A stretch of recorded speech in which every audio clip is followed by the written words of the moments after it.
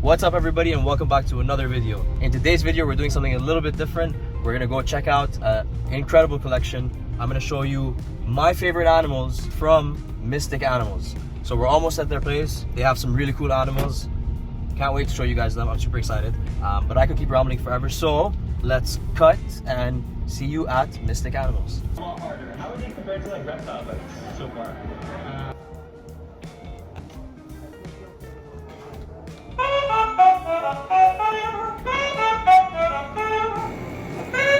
I'm coming!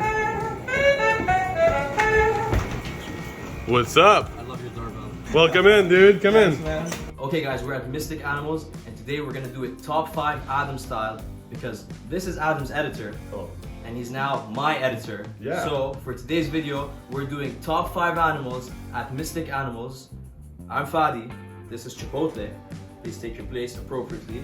You're watching Daffy's Reptiles channel. Stick around. Number 5. You got peed on. I got peed on. Alright. Number 5 is the Cata Tortois. This is obviously a baby Cata Tortois because as you know they get really big. I actually really did get peed on. Yeah, you did. I thought you were kidding. Wait, hold on. Cut.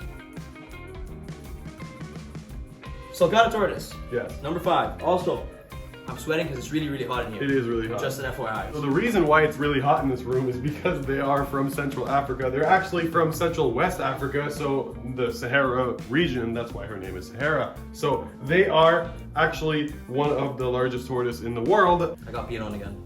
Did you? No, it's all good. It's all good. This is No, but like... They're grass-fed. They, a lot of people think that they eat veggies. They actually eat hay most of the time. I'll take her so you can dry your hand. They grow to be about 150 pounds, so they are quite large. Right after the Galapagos and the Aldabra tortoise, this is the largest tortoise on the planet, and they are quite hefty. They're burrowers, so you might think that you have space for one, but it's going to want to dig through your walls, so it's going to be really complicated to house them when they are adults. So right now, this baby is super tiny, and she's in a 4x2x2. One thing to add, you put her on the floor, and I'm actually super surprised at how fast they move and how much she moves. She was doing zoomies around the room for like a long time. 100%. And yeah, if you don't have a backyard and you don't have the means to care for them, Cata Tortois, not for you. Yeah, let's go to number 4.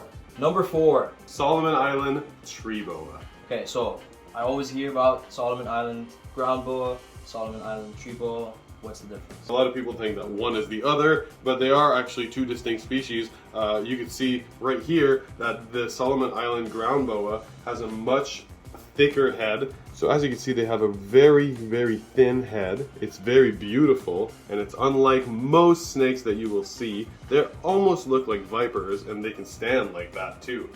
Oh yeah, now that's a tree snake. We called her Sakura because she actually has a lot of pink on her tail. Obviously they come from the Solomon Islands. Oh yes, it's one of the coolest regions in the world. So do they need it as hot as something like a ball python? No. Ball pythons are actually 95 degrees. These ones are closer to an 85. They are a bit more temperate and they are a bit more humid as well. So we need to mist her every day. And this is full grown? Yeah, this is full grown. They don't get any bigger. So not than a big this. snake No, either. a pretty good snake. Although you need to give them some height. So. Okay, so on the first one we gave like a recommendation, like a thumbs down. So I'll give this one a thumbs up. Thumbs up.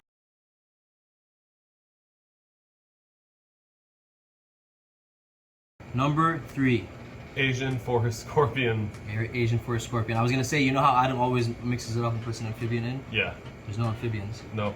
So We don't have amphibians. We did an invert. Yeah. So the Asian forest scorpion. This thing is so cool. Yeah, it's the 3rd largest scorpion in the world. They do get pretty big. That is the maximum size. This is a pretty big female too. They might look scary, but despite what you think, they are not very venomous. So they do have venom, of course, because all scorpions have venom. But this venom is specifically designed to kill small invertebrates like crickets and worms and stuff like that. Tiny insects. And maybe an amphibian or 2. So if it was to sting me, it's not going to because she's super calm. But Yeah. if it was to sting me, there wouldn't be anything to worry about.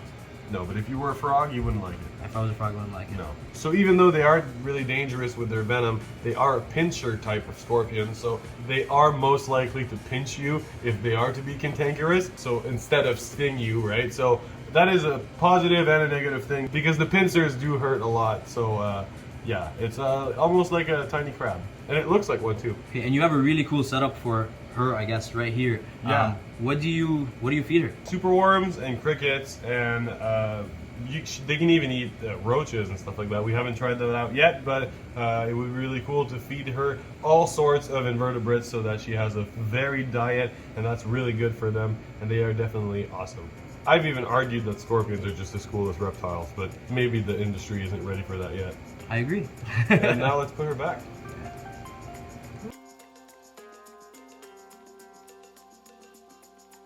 Number 2. First of all, let me say, this is crazy. I can't believe I have a giant lizard sitting in my lap. Most of the species I keep are fairly small, so I'm not used to this. It's like I have a dog. It's crazy. So, okay, what's in my lap? It's an Argentine red lizard. Crazy. Yeah, they're the largest lizard in America.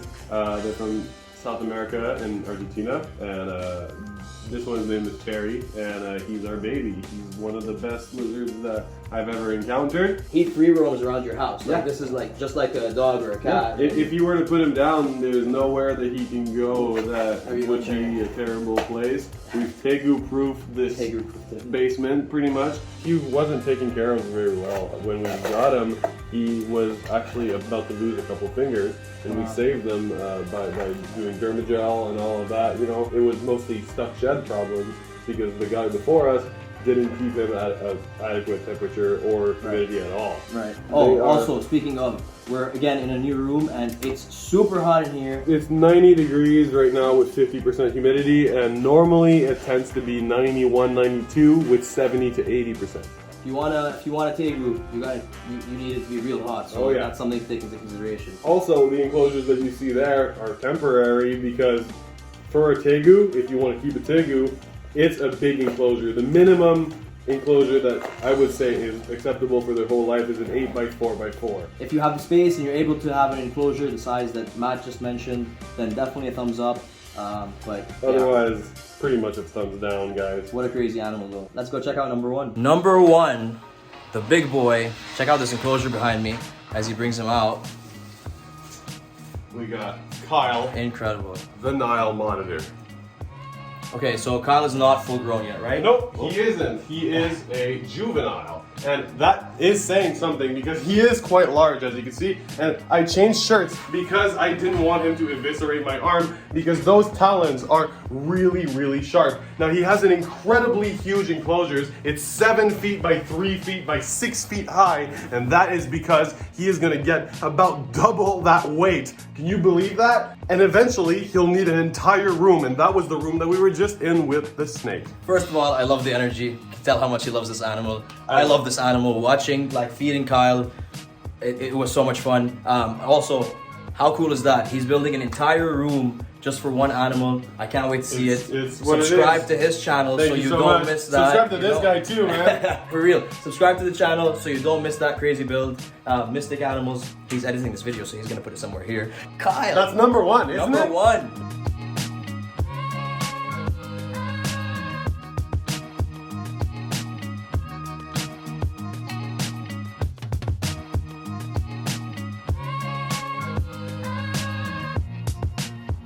There's so many more animals that I wish I could show you guys here. Tons of really cool animals, like check out Minnie, for example, common green iguana, but it's the red morph.